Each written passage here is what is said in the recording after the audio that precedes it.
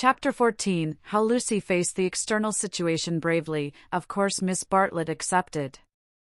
And, equally of course, she felt sure that she would prove a nuisance, and begged to be given an inferior spare room, something with no view, anything.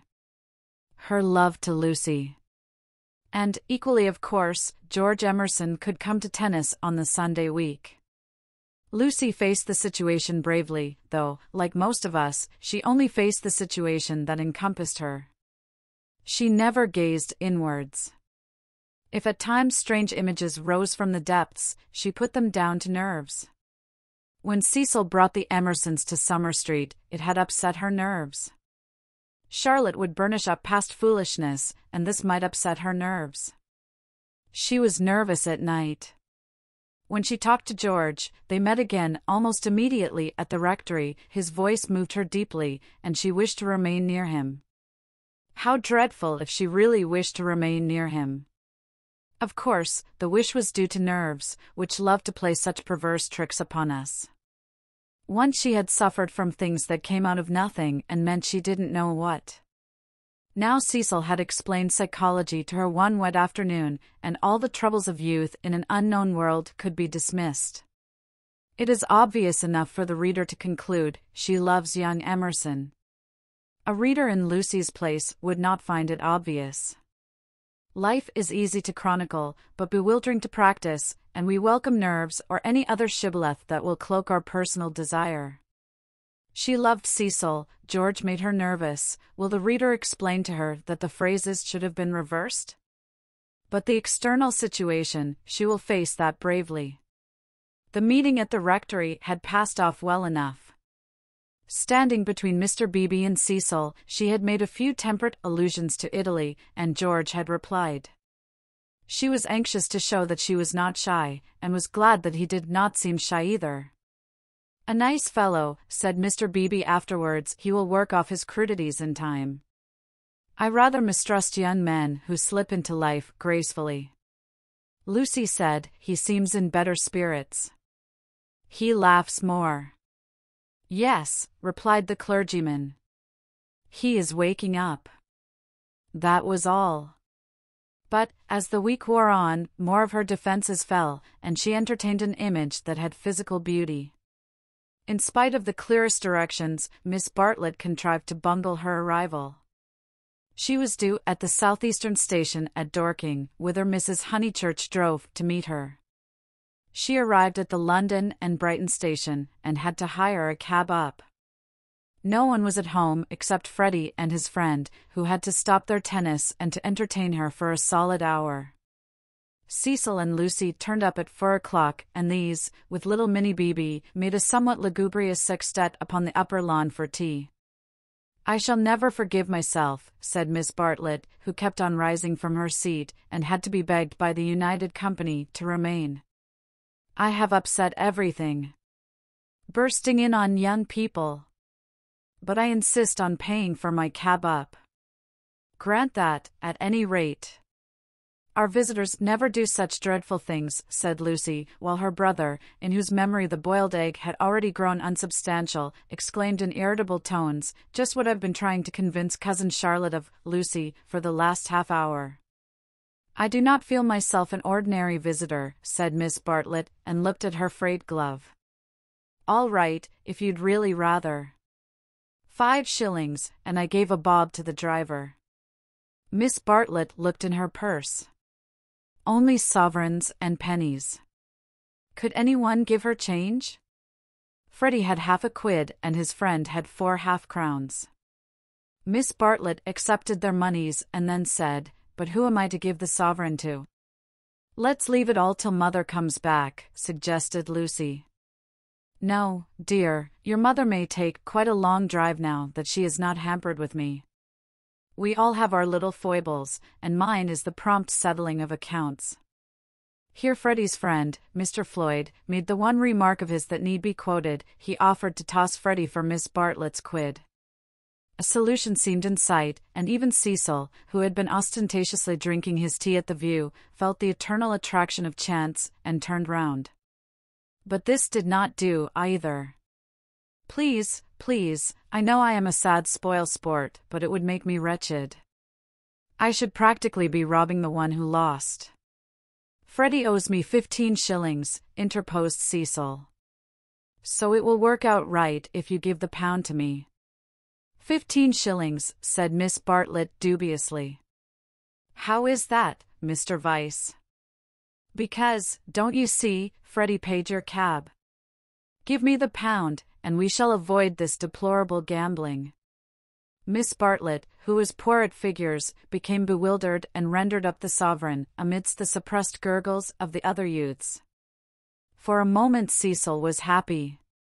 He was playing at nonsense among his peers.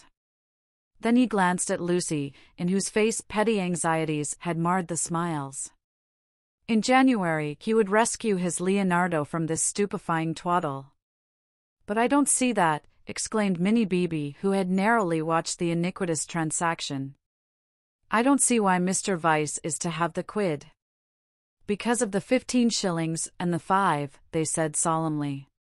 15 shillings and 5 shillings make £1, you see. But I don't see, they tried to stifle her with cake. No, thank you. I'm done. I don't see why, Freddie, don't poke me. Miss Honeychurch, your brother's hurting me. Ow. What about Mr. Floyd's 10 shillings? Ow. No, I don't see, and I never shall see why Miss What's-her-name shouldn't pay that bob for the driver. I had forgotten the driver, said Miss Bartlett, reddening. Thank you, dear, for reminding me. A shilling, was it? Can anyone give me change for half a crown? I'll get it, said the young hostess, rising with decision. Cecil, give me that sovereign. No, give me up that sovereign. I'll get Euphemia to change it, and we'll start the whole thing again from the beginning. Lucy, Lucy, what a nuisance I am, protested Miss Bartlett, and followed her across the lawn. Lucy tripped ahead, simulating hilarity. When they were out of earshot, Miss Bartlett stopped her wails and said quite briskly, Have you told him about him yet? No, I haven't, replied Lucy, and then could have bitten her tongue for understanding so quickly what her cousin meant. Let me see, a sovereign's worth of silver. She escaped into the kitchen. Miss Bartlett's sudden transitions were too uncanny. It sometimes seemed as if she planned every word she spoke or caused to be spoken, as if all this worry about cabs and change had been a ruse to surprise the soul.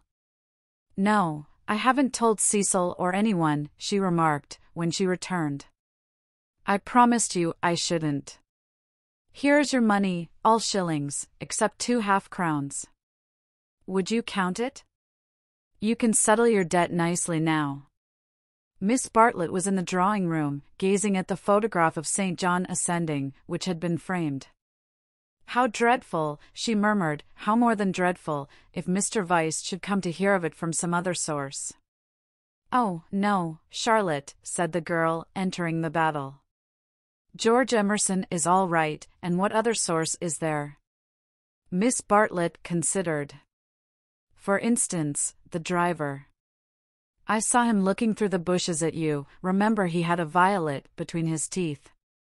Lucy shuddered a little. We shall get the silly affair on our nerves if we aren't careful. How could a Florentine cab driver ever get hold of Cecil? We must think of every possibility. Oh, it's all right. Or perhaps old Mr. Emerson knows. In fact, he is certain to know. I don't care if he does. I was grateful to you for your letter, but even if the news does get round, I think I can trust Cecil to laugh at it. To contradict it? No, to laugh at it. But she knew in her heart that she could not trust him, for he desired her untouched. Very well, dear, you know best. Perhaps gentlemen are different to what they were when I was young. Ladies are certainly different. Now, Charlotte.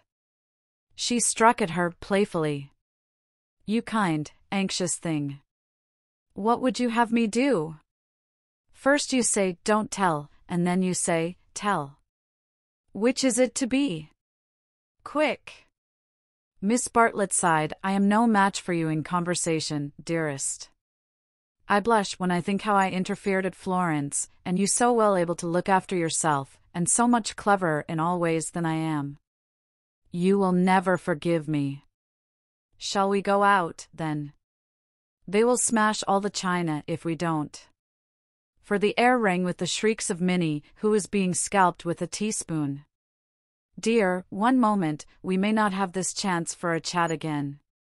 Have you seen the young one yet? Yes, I have.